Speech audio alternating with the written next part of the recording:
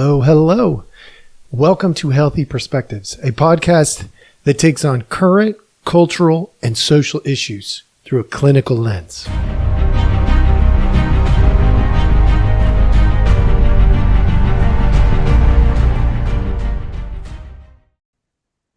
All right. Welcome back. Thank you so much for joining us. As always, we appreciate your time. We know you have many options.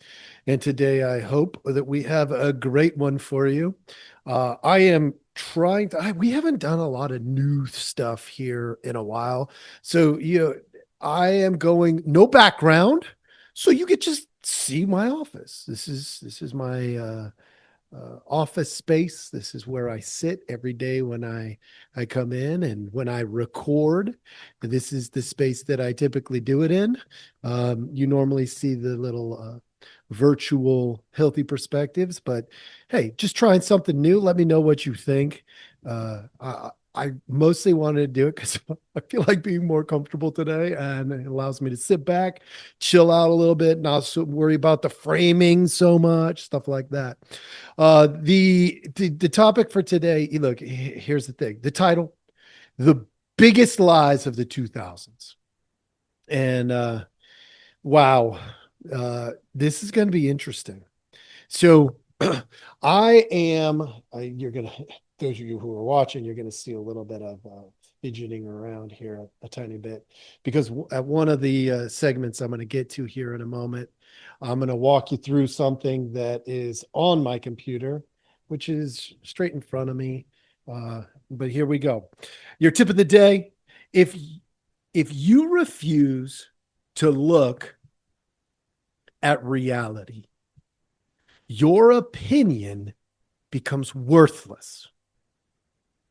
If you refuse to look at reality, your opinion becomes worthless.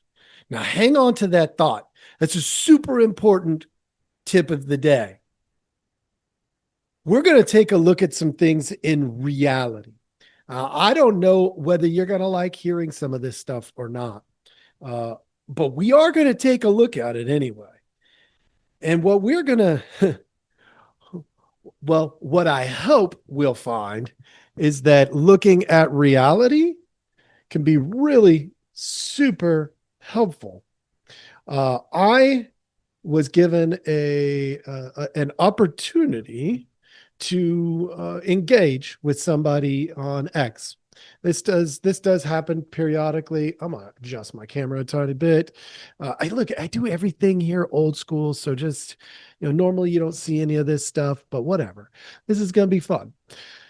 There was a guy, I don't know who this person is. Well, I don't know who any of these people are really, which makes the internet very interesting, but that's a topic for a different day.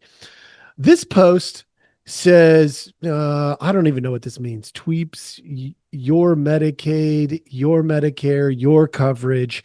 Now, anytime most of you who follow me for any length of time, I am in the health field. I am a mental health provider. And so anytime I see these posts, they intrigue me initially. Normally, most of them are useless and worthless and whatever. And so I don't tend to do a lot of commenting, just a little bit of reading. What this one said is, House Republicans want to gut all of it to pay $350 billion to fight communism on our own shores. Blah, blah, blah, blah. We need healthcare. It says GTFOH. I'm not going to say that, but we need healthcare.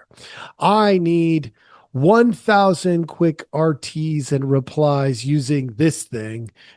Please and thank you. Okay. So whatever. It's somebody doing some spam garbage. They put, a representative standing in front of a podium talking and so on.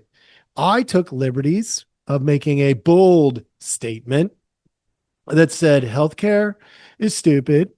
Have you ever asked how wealthy the insurance companies are? Have you ever asked why they are so rich when they don't actually provide us a single service? Okay, another bold statement, right?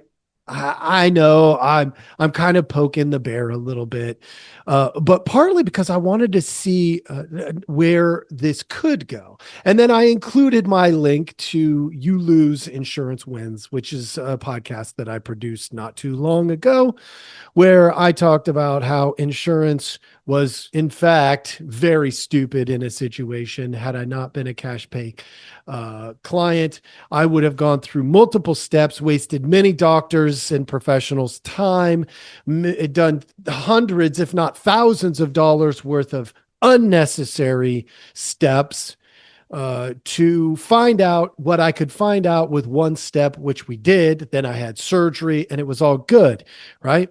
I skipped a bunch of steps, saved a bunch of time, a bunch of money, prevented other people from having to wait for me to get out of the way, to clear out of the space so that they could then be seen for what their maybe urgent or maybe even more urgent needs were. And I had a ruptured Achilles tendon, right? So I put that podcast in there just to say, hey, like, here's some actual evidence of how stupid insurance can be at times. Now, I'm not suggesting that there's not a time and a place for insurance to be beneficial and all these things. I know, people who have diabetes, which get me on a different rant. I get that there's costs that they have that are different than the costs that I have, and without insurance, that could be really even more difficult than it already is.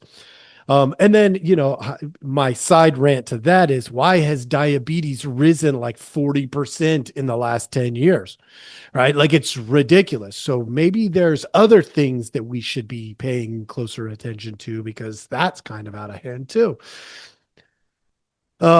Moving on. A person response, not the original person. This person who says been around the block. Later on, I find out they're older. They say Republicans are stupid. Okay. They are against universal health care. So the CEO of United Healthcare can be paid over $60 million per year. If I'm not mistaken, the CEO of United was the one who got shot and killed. But hey, I'm pretty sure he's not making any money at this point. Insurance companies are increasingly denying claims to increase profits. Interesting. Okay. So I hang in there. They put a couple of images up there.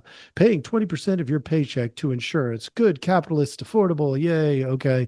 Paying 4% of your paycheck to Medicare. Bad. Communist. Too expensive. Well, I'm going to create a different reality, because this guy is not dealing with facts. He's dealing with, and that was by a leftist CEO apparently, or something like that. So anyway, I'm gonna put reality out there in front of you. But let's go on. The next thing I say is health insurance is stupid.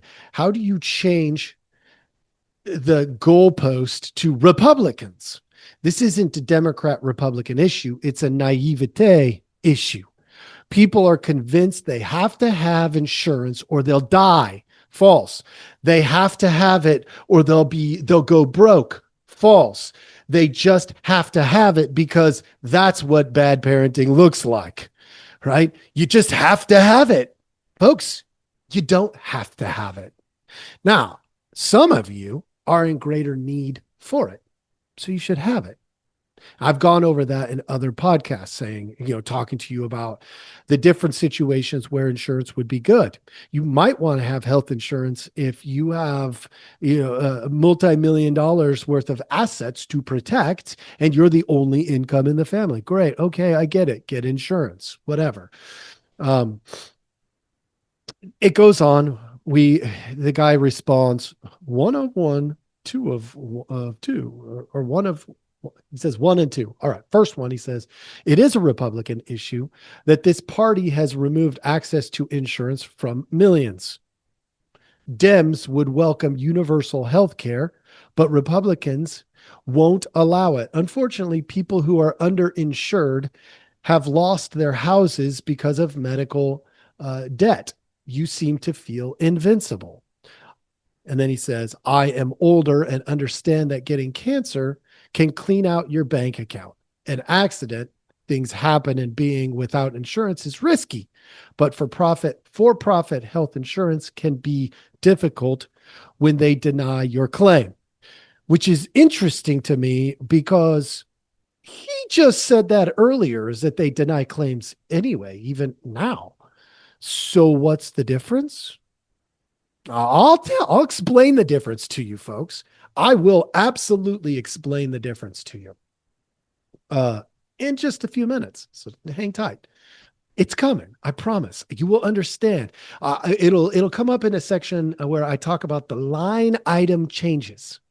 The line item changes. Okay. So hang in there. So I respond, so we can pay a crap ton of money and then be denied anyway. Sounds risky. Why are health insurance companies some of the wealthiest in the world? How do they make all the money without providing a single service to anyone? It's a scam. They say, give me all your money. People respond with, okay, that seems stupid. How many people lost a house in the last 50 years because they didn't have insurance? I'm sure it has happened, but how much? Now, again, I'm not denying his claim because I'm not a stupid person. I understand that there are risks in life, no matter what path we take. There are risks. This all is what inspired today's episode. So just hang on. We're getting close. We're getting close to the helping break through this a little bit. He responds by sending me a medical bills cause 530,000 bankruptcies every year, which turned out to be not exactly accurate, but whatever. It's some things out there, and bankruptcies for medical care don't often even cause the loss of a house. But hey, we're gonna go ahead and move on. He then responds with these words. Most Americans do not get their health care through the ACA. And for those who do, Republicans continue to sabotage it. Okay. I hope that is not true, but hey, we'll go with it. Maybe that's true. Well, here's why it's not true, because we've seen the ACA increase uh, health insurers by millions a year. Okay, so more and more millions think they have to get health insurance through the ACA, but whatever. That's a different story. I've talked about that before too. Things were worse, he says, before ACA, when pre-existing conditions could be denied by insurance companies and there were caps. Our healthcare system is lacking, where there are even more people without access to healthcare since Republican cuts. Okay, this dude is just fixated on Republicans, but whatever. I'm starting to get the point now. He's a super far left lunatic out of his mind. And don't get me wrong, I don't get all super political on here. There are whack jobs on the far right too. All right. Other countries with universal health care do not have medical bankruptcies. Our system is less than wonderful for many. Well, that part, not less than wonderful for many, is true. I wrote, I agree it is less than wonderful. Your case for universal health care or a single payer model doesn't hold water. Feel free to make your case, though. Try using Canada. Is their model better than the American model? That is, in fact, what you're suggesting we move toward, right?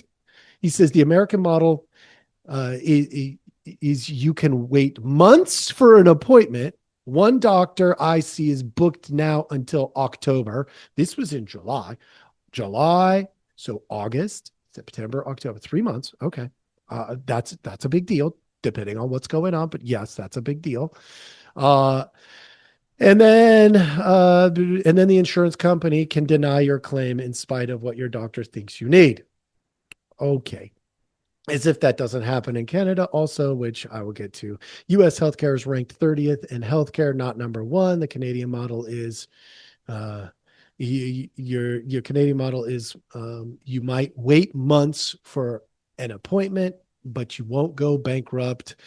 Compared to the US system, the Canadian system has lower costs, more services, universal access to healthcare without financial barriers, and superior health status, which is absolutely okay. So he loves to make these claims, whoever this person is.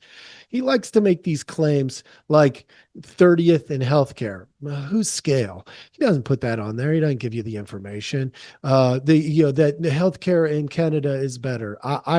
I wrote him back. I can't help you see what you are unwilling to consider. Starting from the reasonable premise that old people who stay mobile don't die as fast. That's a very sound premise. You can look it up. Super easy to figure out that when old people stop moving, they die faster. Simple. I went with this stat.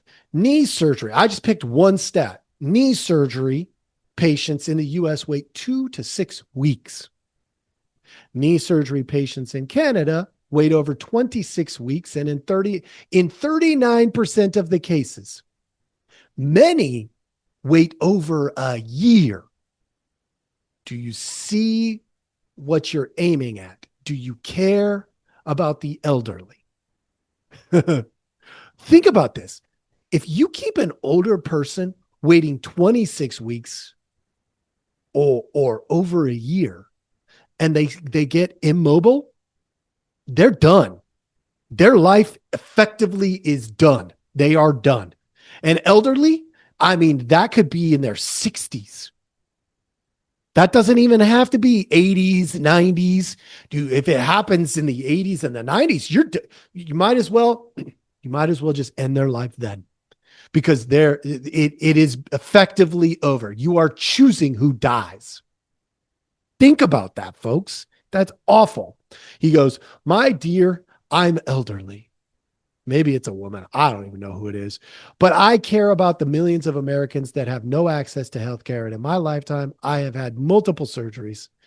Some I could book in short amount of time. Others, many months away was the earliest. But we are talking about insurance. Numerous times my procedure was denied based on nothing more than a contrarian insurance company's greed. Apparently, they would have rather I had become addicted to painkillers than treat the cause. I had to fight and use my leverage. Not everyone has to get them to approve it. Okay, those are all true, but here's the thing. That's our model right now. And we want it to be more like that, not less like that. That's what he's saying, or she, whoever this person is. So I originally said that health insurance is stupid. It sounds like we agree. You're convinced it's all Republicans' fault. How is that the case when the current insurance process is a direct result of the ACA? And he responds back with, I'll read it because he blocks me. Interesting move, but whatever. I was not mean. I was not rude. I was not cruel. I was open-minded. If he made or she made a decent case, which they did not. The current insurance process is, believe it or not, an improvement. Before the ACA, insurance companies could refuse to insure. That's true. That part's absolutely true. Insurance companies could say, yeah, I'm sorry, we're not going to insure you. You might want to go check with so-and-so who is willing to take more higher risk patients to get you the healthcare that you want. But that means you're going to pay more. That's true. And then, pregnancy was a pre-existing condition. One of the things that I said to that was the best thing that came out of the ACA is, in fact, that pre-existing conditions do not prevent you from obtaining insurance. That part is beautiful. Absolutely. No denial there. Okay. And then dude blocks me, like gives me 3 posts, boom, boom, boom, and then blocks me. Now, why does that matter? Because it sparked a frustration that I have with how ridiculous people are sometimes. Okay. When somebody is being reasonable, which I was in fact being reasonable. And I thought they were, kind of out there to the left a bit, but they didn't seem unreasonable. But when they default to basically name calling, which is what he did or she did, and then blocking, like that is absurd. And that sparked in me, like, I'm going to just tear this apart on my podcast. Good luck blocking me, you not very smart and very naive, foolish, older person who claims to know crap that you don't know. Good luck blocking this. All right. So, what I did was the lies that you're being told. Number one, healthcare is something that the government should be involved in. No, no, they should set some policies that say insurance companies have to work within a couple of these boundaries, like pre-existing conditions. Love it. Set a policy saying if you're going to be an insurance company in the United States, you have to, you cannot discriminate based on pre-existing condition. Okay, I could get behind that. A few policy things like that, and get them out of the way. I didn't say it. I didn't have to bleep it. I just get out of the way. I'll explain. Number two, government makes things better. Okay. Okay. No. Generally speaking, no. And number three, retirement plans should involve the government. Nope. There's a bunch of other lies that you're going to get in here, but like those are the key ones for today, folks. So bear with me. I had a big long intro. I hope I didn't bore anybody to death, but this crap is going to get intense now. Okay. All right. Like it or not, we have a two-party model. Number one, the first camp wants more government. The second camp wants less government. Now, government needs to be involved for lots of reasons. Number one is defense. Like if we get attacked, it's nice to know that our government has our backs. Health and safety, like the old school way, not this new health and safety crap that's going on. So let me paint you some facts. Facts. Like it, don't like it, I don't really give a crap. Here's why. Because they're facts.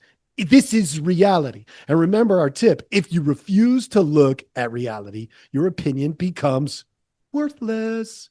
Fact number one, Social Security costs us $1.57 trillion per year. That is effectively retirement. And what has the government done? Spent it all. Not on us either. And let's be real. We know the typical life expectancy of a human being, right?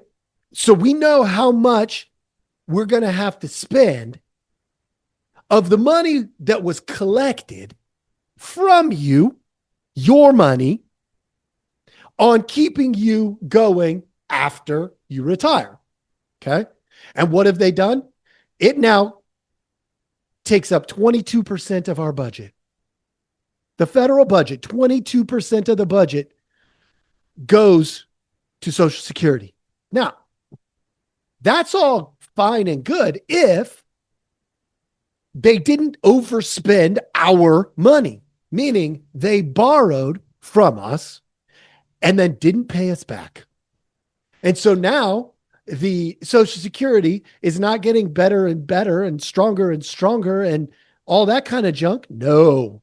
As a matter of fact, it's getting worse and worse. And to the point now that they're saying maybe we'll run out of Social Security monies before I even make it there. But I've been paying into it since I was 12.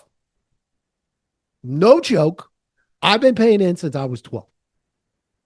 And I may not get a penny back, which means that isn't retirement. That is theft. So go back. Some of the lies. The government makes things better. Doesn't sound too good to me. Healthcare, we'll skip that one. Go to retirement plans should involve the government. I'm thinking maybe not. I am actually planning for my own retirement because I realized the landscape. 22% of our overall federal budget every year goes to Social Security, and it's still falling apart, even though we put that money in there for the last 75 years or whatever it's been.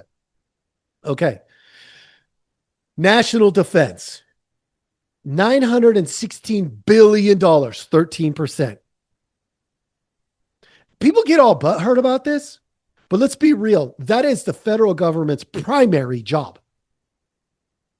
That is their primary role. Because if somebody attacks us, we need somebody to come in and protect us, right? I did that for a while. I was in the Marine Corps. Others I know who served, we have to have a defense. Because if you don't have it, if you're not spending money on it, then people are going to take your land. They're going to take your space. It's been that way since the beginning of history. Number 3, we got on here, the third thing, no particular order, interest on debt. Interest on debt. $961.7 billion a year. That's the interest. But the expenditure is $1.8 trillion a year. So if you think that the government makes things better, why is our government taking on so much debt? Debt. I'm not talking about expenditures. I'm talking about debt. That is debt alone. 1.8 trillion is being spent on the deficit. And just the debt payment is like half of that. Every year. Every year. Total of 25% of our overall budget goes to interest on debt and principal. That's what it goes to. That doesn't sound too much better to me. But hey, we move on. Medicare, 980. Again, reality, folks, $988 billion a year. 14% of our overall budget. The ACA does not fall into the 988. It's a totally different expenditure. Matter of fact, the way it was written up was super stealthy.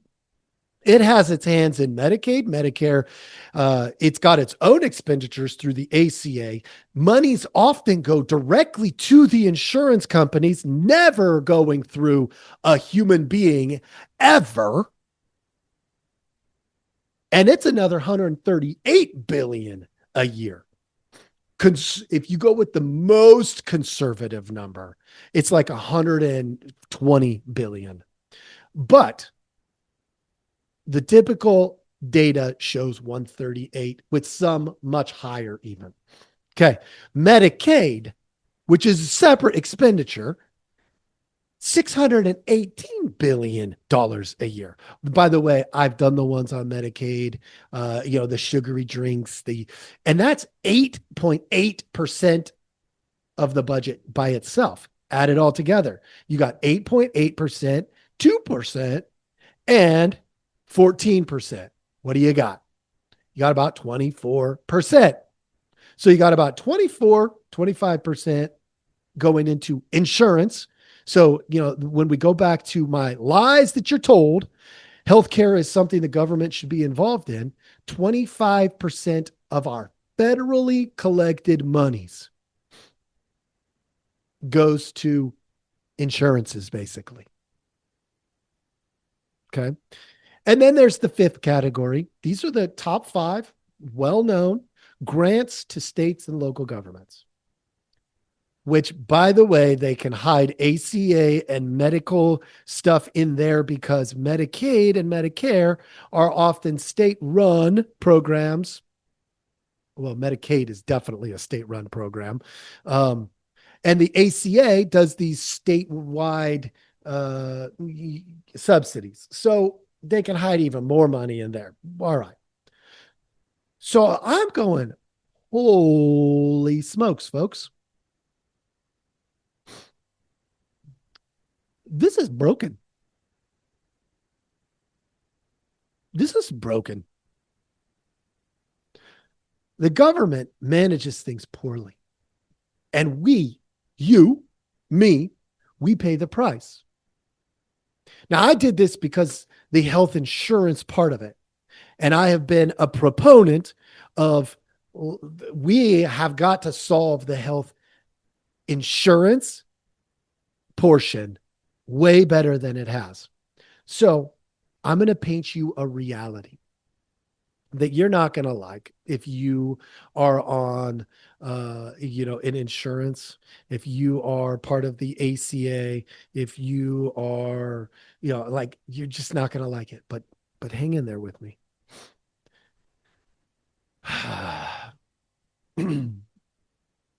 Since the ACA took effect in 2014, the overall costs for healthcare have continued to rise at about the same rate as before.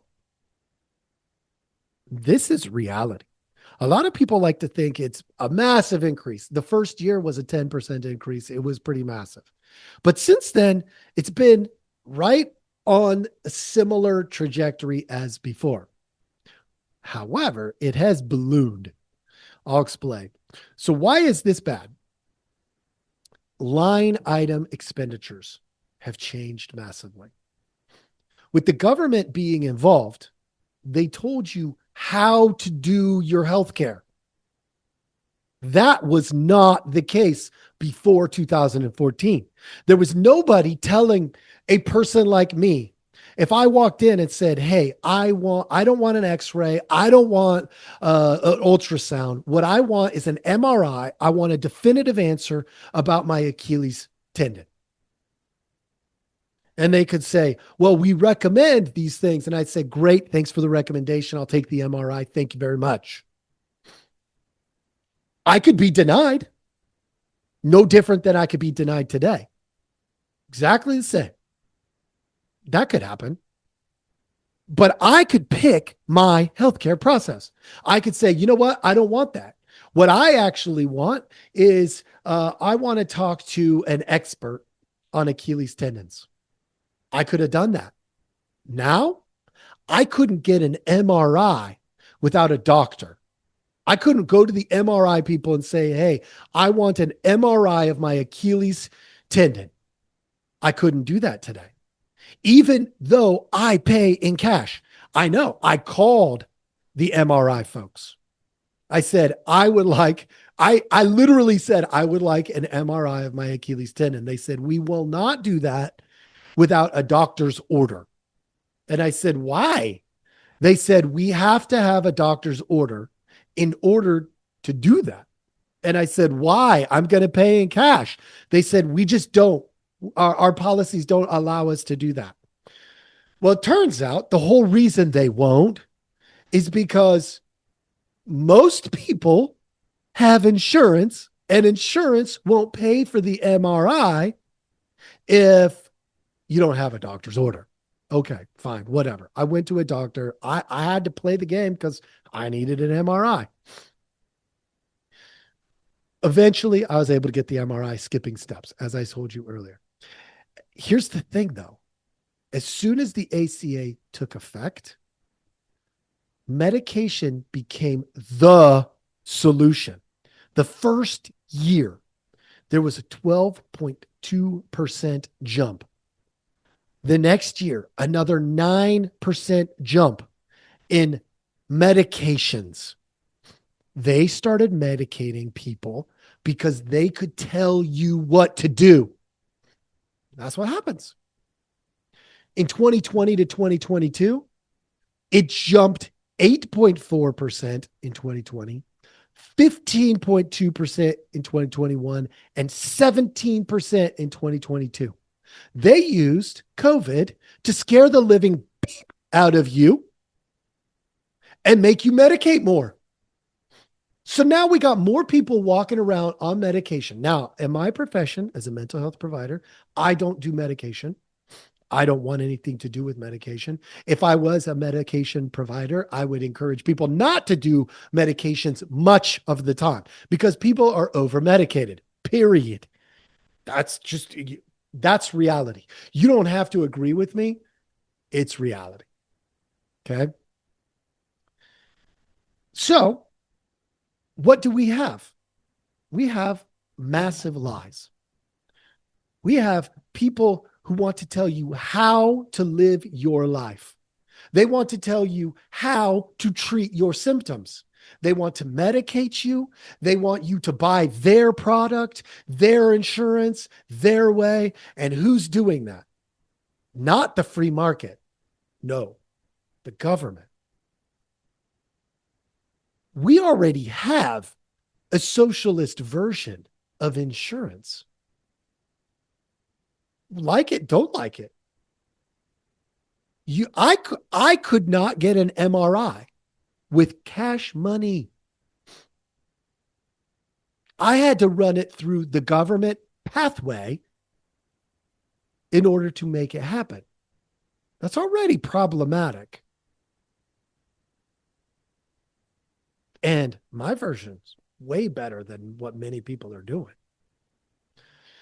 Funny thing that that person who wanted to insult me talked about, well, they said to me, well, you already have your insurance, so why do you care about anybody else? And then they blocked me. That was one of the things that they said. I'm like, you are an idiot. They're just making assumptions in all over the place. You want a conspiracy, folks? I'm not a conspiracy guy. But here's a question I would ponder. Ask how many politicians are in bed with pharmaceuticals? Because that is the single greatest line item bump over repeatedly. It's been a line item bump since the government decided they can tell you how to treat your issues. By far. So why are we not wrestling with this in a realistic way? Now, I am not going to get into your politics. Whether you decide you want, a certain amount of the government involvement or not, I can tell you that most things, when you look at this list, when I look at this list, Social Security, government involvement did not actually help. Well, I should take that back. Maybe it did help because there are people who would not save anything. But it turned out to be a theft ring. So ultimately, it's going to go down as not very helpful. There may be people who did benefit from it over the last, 50 to 70 years. Beyond that, we don't know. It's likely they stole it. They stole our money. Okay. So that's not too good for making a case for that. It makes things better. All right. National defense. Sure. We got to have national defense. Interest on debt and deficit expenditures. Not too good. The Medicare, Medicaid, and the ACA. Not too good. I would suggest that we strongly think. Matter of fact, you could probably throw in education. It may not be one of the biggest budgets, but throw in education, and I'll bet you have some more arguments that everything that the government gets knee deep into becomes more problematic, not more improved. However, you could pick your path there. What I want to tell you is that insurance is one of the biggest lies that has been promoted in the 2000s, that you have to have it, that you have to do it the way that they want you to do it. You no longer are in control of your healthcare. As even the person who disagreed with me stated, they still deny things and they only will pay for them if you basically fight it. That sucks. I am sure we could come up with a better version than this. And people are trying some of these little things. These doctors come to your home still, or again, they're trying those. They're trying, these Hey, you pay a monthly fee to us. And when you need treatment, we'll take on no more than 500 patients. And when you need treatment, you come in and see us or whatever their numbers are. Um, and you get personalized care. We know who you are. We know how you want treatment. We can make direct referrals so that, and you just pay the monthly. When you come in for a visit, you don't pay extra. Those kinds of things are starting to pop up. Will they take? Probably not while the government is spending 25% of its budget on Medicare, Medicaid, and the Affordable Care Act, which is not affordable. Um, but we'll see. We'll see if those things, continue to bloom as they are expected to bloom. There will become a breaking point at which these other little things that are going on right now will probably gain popularity and become the new treatment model. But we'll have to wait and see. Um, please remember your tip of the day. If you're going to refuse to look at reality, your opinion becomes worthless. Take a look at reality. You don't get to stay in your little bubble and pretend that because, you see it a certain way, it's perfectly right. I've even made a couple of corrections in this very podcast. So I also know, for those of you who are newer, I get a little bit intense, folks, because I want you to be smart. I want you to make healthy decisions. I want you to open up your mind. If they had presented me with a better case, maybe I'd change my mind, but they didn't. Where they were right, I acknowledged their accuracy. Where they couldn't acknowledge my accuracy, and I'm not dumb. I may not be the smartest person in every room, but I'm not dumb. Folks, I hope that this sparked something in you to say, hey, maybe I should take a look at my health insurance, my health care, and ask some questions. Like when the doctor says we recommend this, are they recommending it or does the insurance company make them recommend it? Because I ran into that. Get more directive in your treatment. Matter of fact, as a mental health provider, that matters massively. Who's the expert on your life? It isn't me. It's you. If I tell you this might be a good way for you to go with these things, hey, you still have to decide. We've gotten away from that in our healthcare when we go to get treatment. Folks, maybe we should get back to that. Maybe you should drive a little bit more. Instead of going with how they want you to do it, ask questions and say, hold on, what if I wanted to do these things? And sound them off. Ask the questions, right? Peptides. Should I get peptides for my Achilles? Yeah. Guess what? They'll never tell you to do that because they can't get anybody to research it. So the research that comes out, because they can't market that through the pharmaceutical process. Straight up. And yet, anecdotally, I've heard dozens of cases where they said, wow, peptides were a game changer. But hey, you could just keep being naive if you want, ignorant if you want. I just don't recommend it. Around here, we want you to have a healthy perspective. All right, folks, I'm going to let you go with that. Thank you so much for joining us. Please like, subscribe, follow these posts. Typically between Wednesday, Thursday, and Friday sometime. And it's just a matter of time. I'm a busy guy. I got things going on. Appreciate you spending some time with us, and we'll see you next time.